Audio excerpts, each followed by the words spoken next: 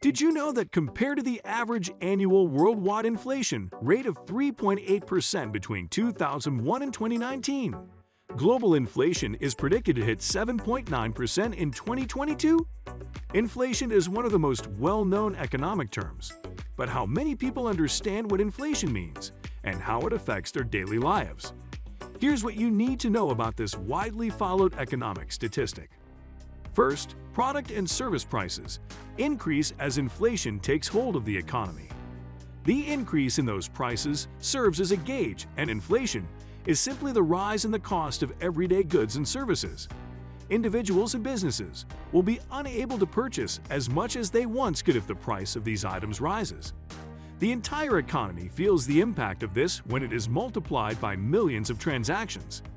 Nobody enjoys an inflation crisis. Inflation, for example, occurs when the price of your morning cup of coffee rises from $2 to $4, or a house increases from $500,000 to $1 million. That idea is not exactly entertaining, is it? Here's something entertaining for you. Subscribe to this channel to access amazing similar content. Now, here's the thing, it's not all bad news. Even though inflation makes everything more expensive over time, a moderate inflation crisis is necessary for economic growth. Knowing the inflation rate can help you make smarter financial decisions. Inflation is a good indicator of a troubled economy, but negative inflation, otherwise known as deflation, can be even worse. Businesses and consumers need a level of inflation that's neither too hot nor too cold, but just right to spur economic growth. We'll discuss negative inflation soon, so stay tuned. Also, when determining whether or not an inflation crisis has occurred, the Consumer Price Index, CPI, is the most commonly used measure. Consumers and companies rely on the CPI in their daily operations to help them make sound economic decisions. The Consumer Price Index, CPI, measures changes in the purchasing power of consumers and is frequently used in wage negotiations. Economists use the CPI marker to predict inflation.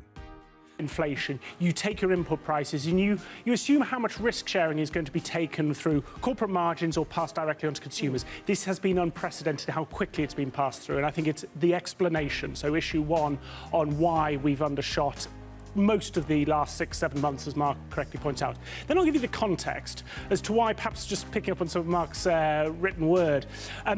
A lot of economists don't do forecasts month on month. They do it quarter on quarter. And actually, most of my clients don't really trade on 10 basis points, 20 basis points of an inflation print. The CPI will rise within a short period, say 6 to 8 months, if there is inflation. Deflation, or a steady decline in the prices of goods and services, is indicated by a falling CPI. The CPI may affect changes in monetary policies that will either strengthen or weaken the currency. We'll talk about how a currency's strength is related to inflation upcoming Don't Miss Out. Furthermore, consumers benefit when prices fall or deflation occurs because they now have more money in their pockets.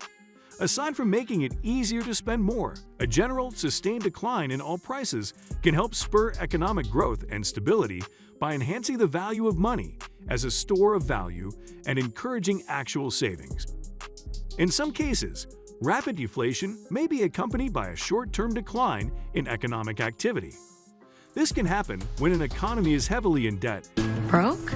and relies on a constant expansion in the supply of credit to inflate asset prices by financing speculative investment. When the volume of credit contracts, asset prices fall, and speculative overinvestments are liquidated. Some people refer to this as debt deflation. Do you think it's essential for a country to experience continued deflation? Share your thoughts in the comment section. Again, the value of a country's currency, such as the dollar, is another way to explain inflation.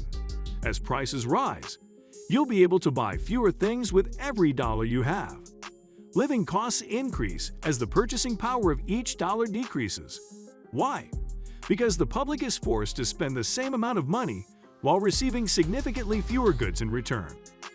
In general, inflation tends to reduce the purchasing power of a currency, thus devaluing it.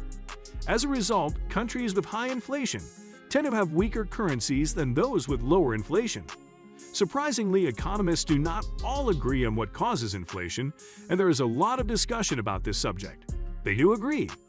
However, the sources of inflation can be explained into two broad categories: demand pull inflation, which implies that when more people want to buy something, demand rises and prices rise, and cost push inflation, which is inflation caused by increases in the cost of doing business, for instance, higher wages or increase in raw materials prices.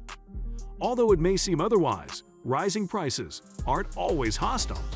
A continuous rise in prices is considered natural and a sign of a thriving economy.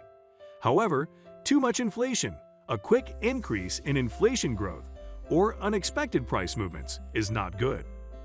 For example, in Canada, the inflation news throughout the 1970s and early 1980s reached 14% due to extremely high oil prices worldwide. As prices rose at an average of 8% per year, they would double within 9 years. Compared to inflation rates of around 2%, prices double within 35 years. In 1920, Germany experienced hyperinflation, which sparked a wave of societal upheaval. The value of the German mark plummeted to the point where it was less expensive to buy firewood with it. Holocaust was made possible in part because Hitler blamed the rising price of goods on Jewish immigrants. Inflation can be a good thing or a bad thing. It all depends on your perspective.